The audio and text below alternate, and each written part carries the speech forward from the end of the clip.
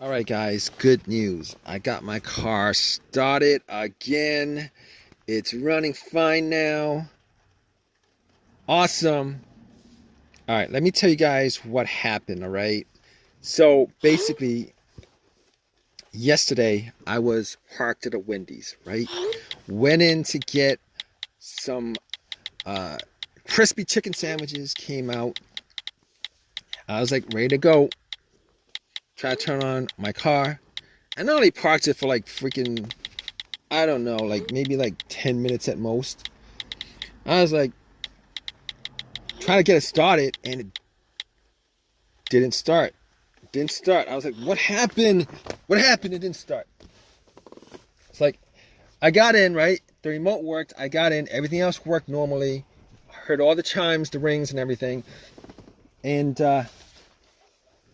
radio blasted. Well, not blasted, but the radio was on. Low motor was blowing. The dash, everything worked. And I was like, oh man, it's not starting. It's not cranking. What's happening? I heard nothing except for a click. Didn't hear anything but a click. So it started worrying me. I was like, oh, okay. I was inside for 10 minutes. I left it, turned it off. Left it for 10 minutes, and now it's not cranking. I was like, possibly. Let me try it a couple of times. Try to turn it on a couple of times.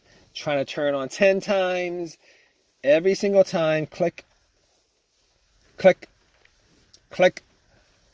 And it just would not turn on like it did last time. I'm like, what the hell, man? It didn't turn on like last time.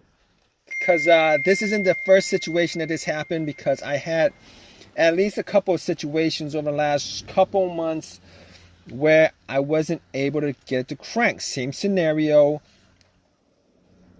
Everything worked except it wouldn't turn over. I'm like, it wouldn't turn over. But every single one of those times, the last couple of times, after like maybe like 5-6 different tries, I was able to get the car started. I was like, probably some battery issue. I'm not sure, but it turned over. I'm not going to investigate it too much, right? So I was like, it turned, once it turned over, and then it worked good for maybe a couple of weeks, and then it did it again, and then was able to turn on. I'm like, oh, okay. But this time, stuck in a parking lot, nothing. I was like, oh, okay, nothing. So here's what I did. I turned on the headlights, went out, checked the headlights to see how bright they were, because if they were dim, I might assume that it's the battery. They weren't dim, they were super bright. They were super bright. I was like, okay, I don't think it's the battery, because if it was battery, I would at least hear like a little bit of a crank, a slow crank, soft crank, something like that. I just wouldn't turn over. I was like, okay, I'm going to do what I did last time.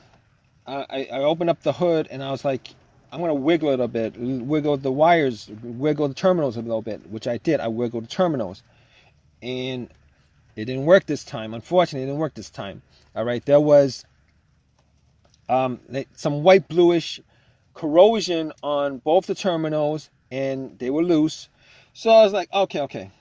What I'm going to do is I'm going to pour some Coke that I got from my order at Wendy's. I'm going to pour some Coke on the terminals just to clean it up. Had some napkins on me, pour some Coke on the terminals, fizzled up, took my napkin and pretty much cleaned up the terminals, popped it back in. And now I didn't tighten it because I didn't have the wrench and the socket to tighten it, but it was tight enough. All right, tight enough where I was getting electricity.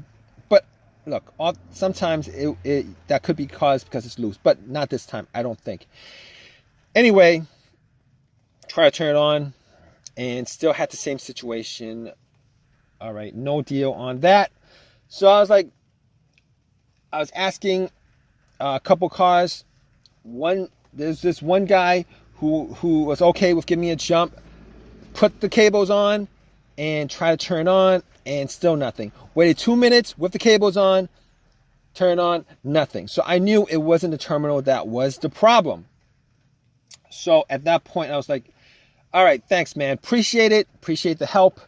I can now determine that it's probably not the battery. I can determine that it's probably not the alternator. B, chances are if it was the alternator, the car would have jumped, it would have turned over, it would have worked. But once the cables were taken off the terminal, it would have died out because the alternator wouldn't be charging the battery. Not the situation here. Not the situation here. All right, so on to the next thing that I checked was the ground wire. Now I checked out the ground wire, and it was the negative cable to the frame of the car. Normally the ground wire is the negative, the cable to the negative of the car. So basically, I checked the ground. The ground was connected, wasn't loose, wasn't rusted, wasn't corroded, nothing like that. So I was like, okay, not the ground wire, probably not the ground wire. I don't have a voltmeter to measure that. So I was like, okay, got back in my car. I'm like, think, what could it be? You need a quick fix. Let's see if you could get a quick fix out of it like last time. Try to turn on about 5 more times. Nothing. Still hearing that click. Got a bit fainter as I tried it. All right, so let's see what kind of easy fix I have left. So I was thinking, maybe it's the fuses, maybe it's the relays. So first thing I was like, maybe it's the relay. But here's the thing about it. Most of the time, if you hear a click, it's probably not the relay. It's probably not the relay because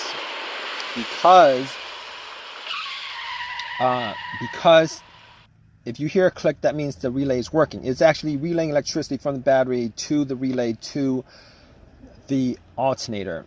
For the most part, it means that it's working. So I had to rule that out. Still my car, still thinking, and I think maybe it's the fuses. Now I don't have a fuse. I didn't have a fuse tester on me, so I was like thinking to myself, if it was the fuses, like I've only had a couple instances where a fuse would cause my car not to start and not crank. One of those situations was had a no start, no crank situation where one of the fuses that was blown was either to the car's computer, the PCM, or to the fuel pump. I forget what it was, but once I changed out that fuse, in that situation, the car would crank up, everything would work, it would crank, but it would not turn over. Once I replaced that fuse, it turned over, and it worked normally. All right, this is not the situation, obviously, because I'm not getting a crank at all. Everything else works, but I'm not getting a crank at all. So, I'm thinking to myself, is it possible that it is... I'm thinking to myself, wait, what about the other situation of the fuse? All right, the other situation was with the fuse that I experienced was I had a Honda, and I was getting no electricity in the car whatsoever. No electricity, nothing. Like as if the battery was removed, right? Nothing turned on, no sounds, nothing. It turned out that the problem with that was it was the main fuse to the fuse box that was blown.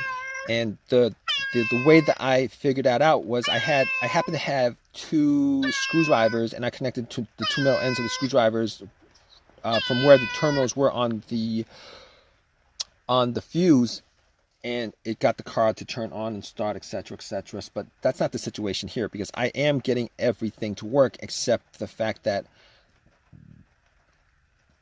it won't crank. So I had to eliminate those two things. So unfortunately, all those quick fixes, because there was an AutoZone around the area which I could have walked to and gotten the fuses, a relay, a battery, whatever. None of those situations was the cause of this no start. So at that point, I'm like, what are the chances that it could be the starter on the car? Because here's the thing. I've had these situations before where the starter went out, and I was thinking to myself, scratching my head, because the starter was changed out about a year ago. I've only put in about like 9,000 miles in the car. I'm like, all right, it can't be the starter. All right, it was a rebuilt starter that I purchased from AutoZone. It can't be the starter because I only put 9,000 miles on it. These starters are supposed to last over 100,000, 125,000, a lot longer than that. But I figured that maybe it was possible that, when they rebuilt the starters, they only changed up the parts that was broken, and then kept the rest of the other rebuilt, kept the rest of the original stuff in there.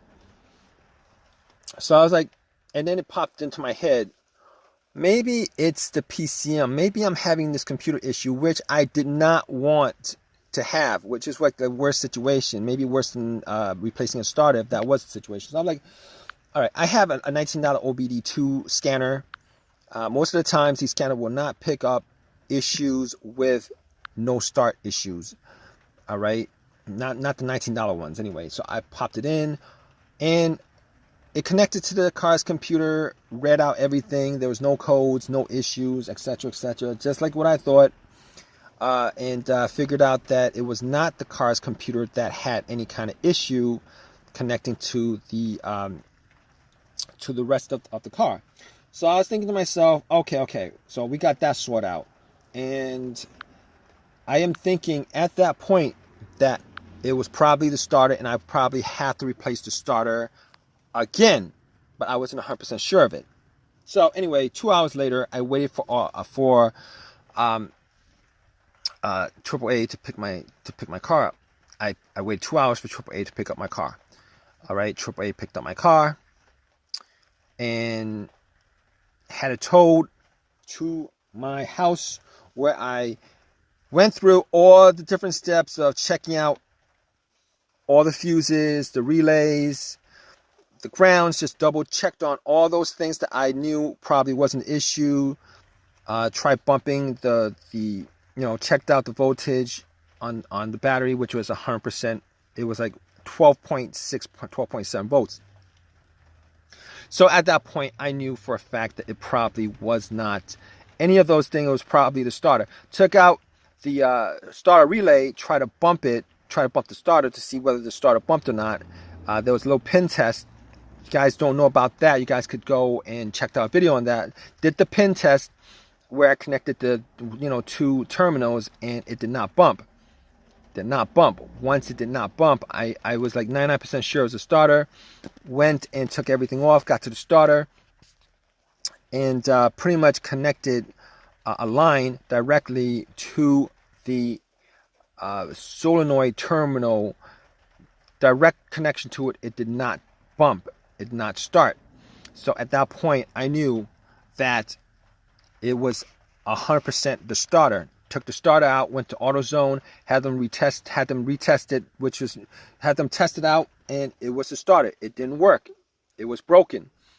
So ended up, it's 100% warranted.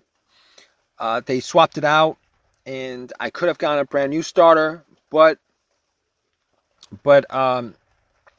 didn't want to pay $300 instead of getting one for free. Took the chance anyway. Got another rebuilt one for free. Popped it in, and guess what? Bam! It actually worked. It worked. All right. It turned on. It worked, and it turned out that it was a starter. Now, if you guys are in this situation and go down the list of what I pretty much, the diagnosis, the troubleshooting that I did on my car, 99% of the time, you guys could probably figure out what the issue is with your no start situation, which I'm pretty sure that's why you guys are here for. Anyway, it turned out that it was the starter. Hope this has helped you guys out in some way. If you guys want to leave a comment in the comment section, as a lot of you guys love to do, please leave the comment in the comment section. Please give me a thumbs up, and on top of that, what else? please subscribe, guys. You guys haven't subscribed already. Really hope that, you know, whatever situation you are in right now, hope this has really helped you guys out. You know, go through those steps that I pretty much detailed as far as trying to, you know, troubleshoot the situation. Hopefully one of those steps, particularly one of those earliest steps, the easy fixes, solves your issue, guys. All right, guys, take care.